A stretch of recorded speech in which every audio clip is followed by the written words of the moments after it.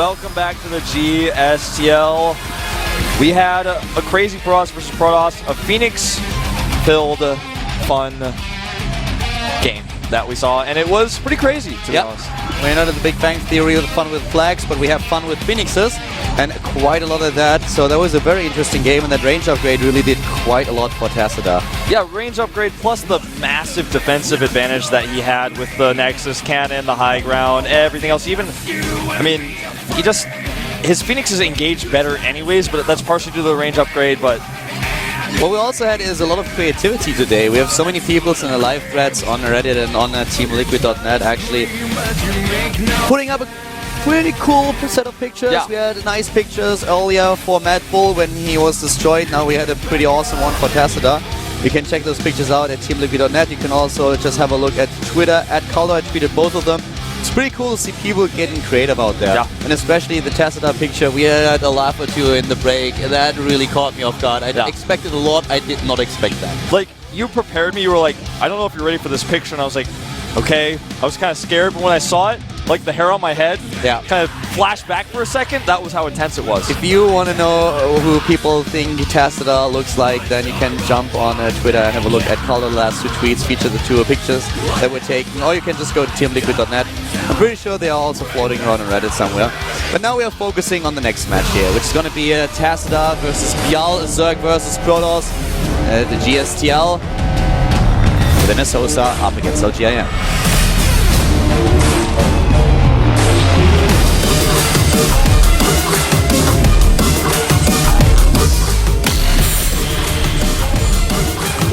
Starting with a pretty cool ceremony after he defeated MC. He's up against the Zerg player this time. The player on screen is, of course, playing for NS HoSeo. NS HoSeo Tassadar. What? That is just wrong, Ken. I'm like, Ken, come on. Ken, that was not even an F for effort. Ken, I know you didn't graduate high school, but, like, that was a little bit weird. Yeah. His opponent to the bottom right, in the blue, is LGIM Bial. Okay, that was a little bit better, yeah. Ken, you struck out twice already. Third time, and you're gone. Then Street Fighter Voice is back. No discussion here. For those of you guys who didn't watch the beginning of the season, I wanted to clarify this because I made a comment about him like not graduating high school, and some people were like, well, that's actually really mean, but the joke is that I imagined this voiceover being exactly how Ken from Ken and Barbie would sound like, and that's why we call him Ken. So now I think that's probably clarified for everyone. Yeah, Wolf admitted earlier in the season that he played with girls' toys when he was younger. So I love taking Ken's head off, man. now he's a famous voice actor. You know, that was only his head like floats. That's what speaks the voices. The head I took off of the Ken doll. That was probably the best thing that you could have said to save yourself then. I know. That was really good. It was really well done, wasn't it? Yeah, that was like epic. I mean, like, I was like, okay, I will make him like feel really uncomfortable now. And then suddenly you come that line. And didn't we all do that? Everyone who had a sister went into a room once and just put the head of all of the dolls and then changed them. Everyone did that. All the guys that I ever talked to in my life, if they have a sister who played with Barbie dolls, that's what you do. I have a special story, and I'll tell you, since we have Nexus first and Hatch first with the gas going down, just to be safe. I had a dog that loved to chew on plastic things. Well, don't took the head of the dog. No. Okay, don't worry. But I'm like, no, it didn't happen. But I'm like, then I twisted his arms all funny, and then I laughed at him. Mom comes home, he's like, what did you do? I'm like, I put my sister's head on the dog. It's like those stories when someone wants to dry his cat, puts it in a microwave. And everyone's like, what? Well, just going into this very briefly, there was a Barbie doll massacre every few months because my sister would put all of her Barbie dolls outside occasionally, and they would all be naked because, let's be honest, all Barbie dolls eventually end up being naked because that's just how it is. I don't know why that's how it is, but that's how it is. And everybody knows what I mean. But the dog would always chew them up, and occasionally we'd have like a guest come to the house, and there would always be one that's always when the guest is there, they go outside and suddenly you have Barbie dolls that are all chewed up and naked, and the guest is just like, what is this? And It's like, Wolf, we need to talk. It's like, what happened to these? It's not always clear. These two Lings are having a good time in the main here. They can see everything. They want to chew up and take some hats over those probes. Yeah, they certainly do. Now we probably have to talk about it. Do probes really have hats? But I think we are just going to dodge that bullet. Oh my god. Think about it. You're getting all excited here. Come on, we're going to dodge that. Let's go back to the game. Gas a little bit faster here than you would usually see in this matchup. That is like the theme that Heart of the Swarm has put into this game. Yeah. You have to have the speed out a bit faster. There are so many timings for Protoss where they can get aggressive. What we have Bjal doing now on 2 bases is going into the lair tech. And what I really would like him to see, something that we haven't seen, I think, at all, are Swarm Hosts. We've seen 2, but they weren't really useful or anything. Against Protoss, you can do so much with Swarm Hosts, and I would love to see them. Oh, actually, thinking about it, the first day we saw a Swarm Host. Yeah, with Killer. Killer ended up losing to Sanai. Exactly. That was a really good game, and that was a nice strategy by Sanai. I would love to see Bjal doing something similar. Swarm Hosts are really good against Protoss if you go for well-timed pushes. I wonder what we're going to see. He's actually doing this off of just 1 gas. Now he starts to take the other ones. I could see a 2-base Hydra Bust be really good, actually, but he would have to get both researches, which would take a little bit of time, but I wonder if we'll ever see players try to go for that strategy. This is a really aggressive Zealot and Stalker coming out here to snipe a Queen, and the Queen is AFK. I don't know what's going on there. We'll actually be able to save it. And it is the Hydras. He starts a Hydra Den. He starts the Hydra Den, also because he saw the Stargate. Yes. He has seen it, so the Overlord is in the perfect position. And he could still lose this Queen. That was close. But there he goes. He could hit a timing here. We talked about these timings quite a bit. If you go into a Stargate opening, then you know that your opponent will have delayed Colossi. He's actually going to try to kill this Queen. And he can recall back if he wants to. Oh, is this going to be worth it? I'm not so sure about this one, Tassadar. No, but... he does get it. Now he can recall. He doesn't have to. Yeah, but he's just going to get away. In fact, he didn't have enough energy to recall. Now he does, but it doesn't matter anymore. He already knows that he will be able to escape. That was Takes weird. down the Queen, but yeah. That was kind of a weird little thing, but it was a nice snipe. Attempted circling run by now by Bjal, but... very Zealot important scout. Yeah, Zealot is of course in place, and he sees now the Oracle. He saw that earlier with the Overlord there. Second Oracle coming out. This is not going to be good against the Hydra Bust that's coming through here. And the thing is, the Hydralisks are a little bit too late. They might just be able to pop out in time, but the Oracle is already here, and it can do a lot of damage. The Spore and the Queen are going to be really helpful. You have to micro specifically target down drones, otherwise the Oracle will attack the Queen. Not a lot of kills here for Tassadar, so these Hydras are going to be very useful. And he hasn't seen them yet. Now he will be able to get in the main and see. Yeah, Hydra will take out the Oracle, but he needs to start some cannons at home. Oh wow. Oh wow. No This is Queen just at the expansion. This is just the day for this, I guess. 5 hit points left. Yeah, this is like... Tassadar just doesn't lose his units. Oh, this is terrible. I'm like, Tassadar, why'd you have to make me sound like a fool? Tassadar just doesn't lose his units. Second later, flies into the spawn core. It's like, Wolf, I heard that. By the way, now he realizes what's going on with the Hydras, but I feel he's reacted way too slowly. And he doesn't have any cannons. He checks for Nidus, but this is going to be almost impossible to stop. With how few units he has right now, all he has is 3 sentries, a Void Ray, and Oracle on the Mothership. Oh, the Mothership wow. core, oh wow, He loses indeed. another Oracle, so he can't even go for some backstep counterattacks. And here we have this attack going on. He has the range upgrade. He doesn't have speed yet. He has to use that Nexus ability, but you know, even with the Nexus ability, he's still able to pick these buildings off, and that's not going to last forever. It's going to last almost forever, because that's how long the Mothership core ability lasts, but it's not quite forever. You know what? I want to know, do you think that it would have been better to research speed first? Yes. Because you are faster at the top right, and Absolutely you can take down the wall, and but while you take down the wall, then you get the range upgrade. Yes. That's actually, I was going to say that exact same thing, that I thought that might be better. The other thing you can look at is you can pick off the wall safely away from the Mothership core range, and because as you guys can't see it, but I can see it, the range is like he's barely out of it with the range. Yeah. So then the reinforcements come in faster. There's a trade-off. Yeah, so I actually think the timing would have, he would have been able to take down the Forge faster, and therefore deny additional cannons. Yes. And as it is now, he's in an awkward position with these Hydras because he doesn't really have the ability to break through. There's enough energy, I believe. Let me check for another Photon Overcharge. There is. And the Colossi are coming out, so he can't be here anymore, and he has to go home. He's following things up now with the Spire, and with the Spire he can either go into Mutalis, or of course with all the gas that he already dedicated to his build, he can just go for a counter Colossi move, which would be Corruptors. Yeah, and Corruptors and Mitos, I feel, would be good in this case. He is starting Phoenixes, that is, Tassadar, because he knows that this is a Zerg versus Frost, and he will likely see Mitos. I'm going to check and see if he saw that. I love it. We are most likely going to see Swarm Hosts here too. Yeah. He's going into the Infestation Pit now, which he could just use to go into a Hive Tech, of course, but Swarm Hosts would be really good. Swarm Hosts with Hydralisk and a few Corruptors is great. You can have Overseers there, snipe your opponent's detection. As soon as the Colossi are moving in, you use the Corruptors to push them back. So there's a lot where those 3 unit types really work well together. By the way, this is Blind Phoenix that he's going now, and he needs to make it work, obviously, considering that he doesn't know his opponent is going Mutas for sure, and in this case he's not going Mutas, he's making Corruptors. But he's now made 3 Phoenixes that are not going to be very useful, so he needs to start picking off Overlords, at least trying to get some map control of those. He's only going into Hive. He's not going for any Swarm Hosts whatsoever. He's going into Hive, and which will, of course, allow him to get Vipers, which work really well. We established this earlier with Hydralisk, so that's one of the things that he can do.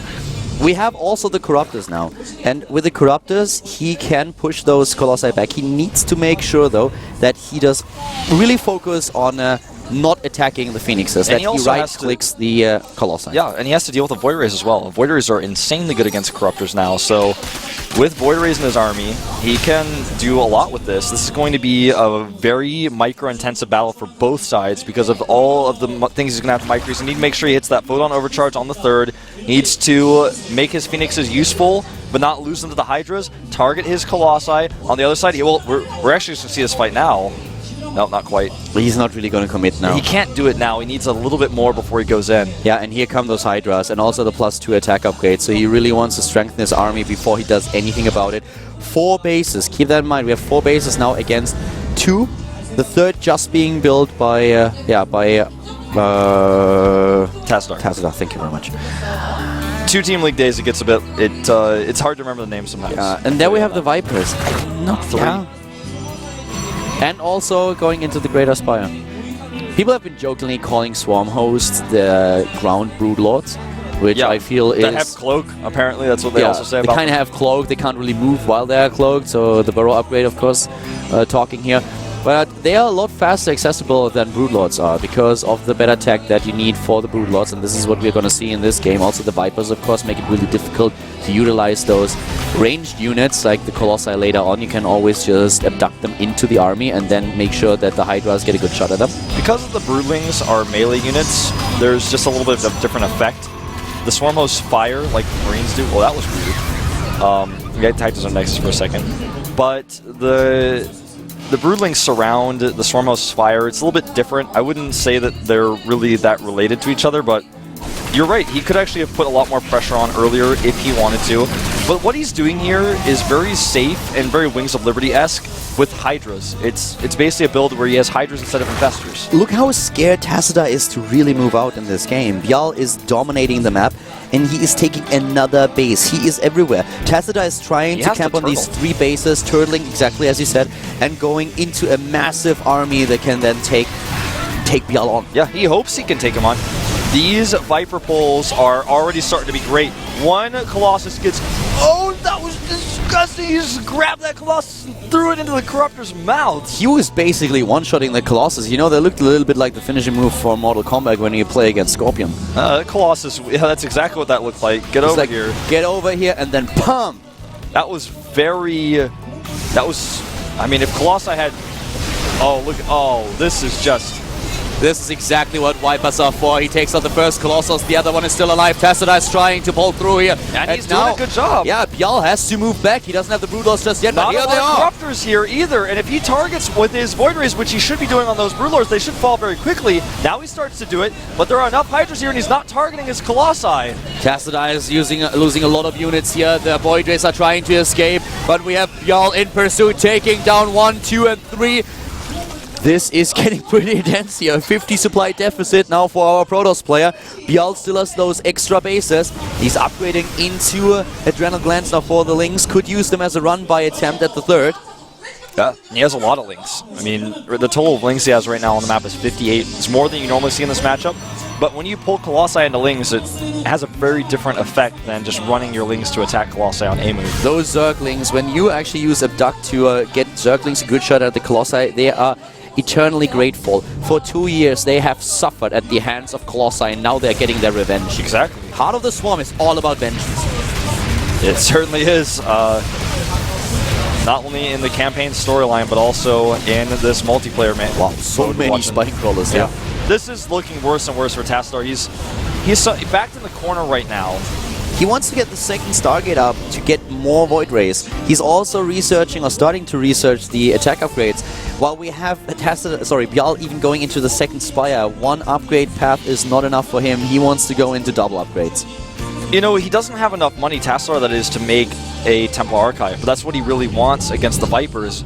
Because even if he has a lot of Void Rays with a decent Colossus count, unless he has like 8 or 9 Colossi, which is just not reasonable for him to have, and he doesn't even have the supply to do that anyways, the Vipers are still going to grab his Colossi, and he has no answer for that.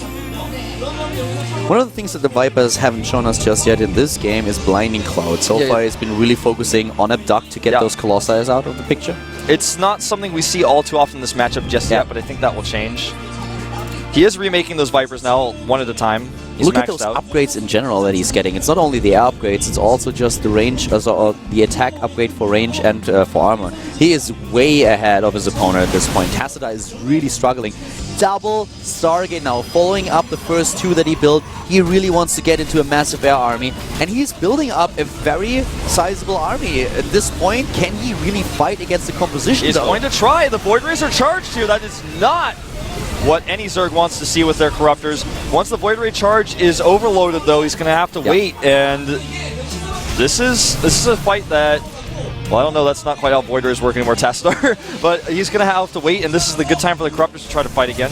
The Void Rays, you definitely have to dodge them when they are in the charge mode. Now, suddenly we have this run by at the bottom right. The warp in here is good, and the second one is following suit. He's really doing a lot of damage here. Tassadar has successfully made the Zerg army completely do a 180 and go all the way back to the base while he's making 4 more Void Rays to remax with the Zealots he's lost here. Bjal has to retreat. He didn't have anything at the bottom right, and he needs to pull his army back because you have to deal with those warp prisms first. You have to have the safety in your own main base at your own home before you can move out and do damage. This is why he built so many spine crawlers at his expansions, but in the main base he neglected it a little bit. And this gives Tassadar the room to breathe that he needs to build up this army. Yeah, and he's getting a lot of Void Rays right now. He's going up to, in total, 14 Void Rays. And if he gets those Colossi shots off correctly, this is going to be... Those prismatic cores will align. And someone should probably tell Bjal that so far Ultralists, they are pretty good in Heart of the Swarm, I'll grant him that. But they are not good against air just yet. They're not the answer to Void Rays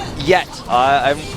I mean, he can drag those Void Rays in all he wants, but actually at this point he wants the Void Rays to attack the Corruptors. He needs to micro them, though. He's not targeting very well. Now he's doing a little bit better of a job. The Hydralisks are also going in, but battling against charged up Void Rays is not something that you want to do, and this is exactly the lesson that Bjal is currently learning. Really nice micro here from Tassadar, and it looks like he will take this fight. Nice micro on the Colossus, and Tassadar is fighting his way back into this game. He hasn't done it yet because 26 Hydras are on the way, but... You cannot fight against Void Rays when they are in charged up mode. You really need to wait for the cooldown to wear down, and then you turn around and you attack again. This is exactly what happened here. We still have the supply lead for Bjal, but Tassadar is looking better and better in this game. He took out a lot of that bank, and he's remaxed with mostly Hydras against 4 Colossi with these upgrades. I'd be happy with it. This is a composition that we have seen in Rings of Liberty too, but now in Heart of the Swarm it works very different, especially because of the new Void Ray ability. Yeah, the Prismatic Alignment ability allows Void Rays, by the way, for those of you guys who do not know, to do an additional 6 damage versus armored units for 20 seconds. It's a lot longer than you think. When you see it at first, it looks like just a sudden burst, but it actually will last longer than the whole fight goes if you stick around. The cooldown is 60 seconds though, so you have a timing window when you dodge the first attack. And here we have a weird position suddenly for Tassadar. All those Colossi in an awkward spot. They are all dead, but the Void Rays, they are still going strong. GG, and you know, that was That was the worst engagement he could have taken, where basically his Colossi were where the Corruptors were, and his Voiders were where the Hydras were. That was the opposite of what he wanted. The Void Rays really did a lot of damage, but this was definitely not enough to win the entire battle. The Colossi were already down, and usually if you go for this composition, you want the Colossi to protect the Void Rays from the Hydralisks. Yeah. Exactly. Oh, I would much have rather heard him tell Tassadar he needed to get a haircut, but that was actually pretty cool seeing them, and Tassadar, he smiles, he laughs, and he's like, yeah, I deserve that. That was a really well-fought battle by Tassadar. Despite being behind and having his opponent just knock on his doorstep with much more supply, he utilized the new Void Ray ability and a new composition, well, an old composition with a new flavor. You need the synergy of both unit types if you want to win the big battle, and the composition that Tassadar played is a good one. He executed it well up to this point. In the last fight, Yal definitely got a much better engagement. He was able to separate those two unit types. Tassadar didn't pay attention to what was happening. The pathing didn't work in his favor. He loses both armies, so therefore Yal is now advancing to the next game, which might well be the last. It could certainly be the last one. The question now becomes, is it really Jakshi? It's him. Is he coming out, Jakshi? It has to be him. He called himself the ace in the interview. We've seen him so often come out at the last player. He just has to. I mean, everything has basically gone to the point of Jakshi. You know, players calling him out. He calls himself the ace. We're in the last set. I mean, if you look at the puzzle pieces, if you put them in your head, in your mind, as I have, the only logical prediction you can make is that Jakshi's coming out next. I rest my case. I actually think what's going to happen right now, Jakshi is going to defeat Bjal. Then LGIM decides to send Nest out. He defeats Nest. Then we decide that we are actually going into a best of 9 instead of a best of 7. MVP is the finishing player. And what evidence are you basing this on? These nice pictures that I have in my head. Can I see your files? I'd like to exchange information with you. We can do that in the next break, but first we're Alright, let's... Jakshi, please stand up and take your position. Thank you. It is going He's so to cooperative. Yeah, he's so cooperative. Jakshi, it's time for him. He looked awesome the last time we saw him in the booth, in the GSTL. Bjal is confident, though. Yep.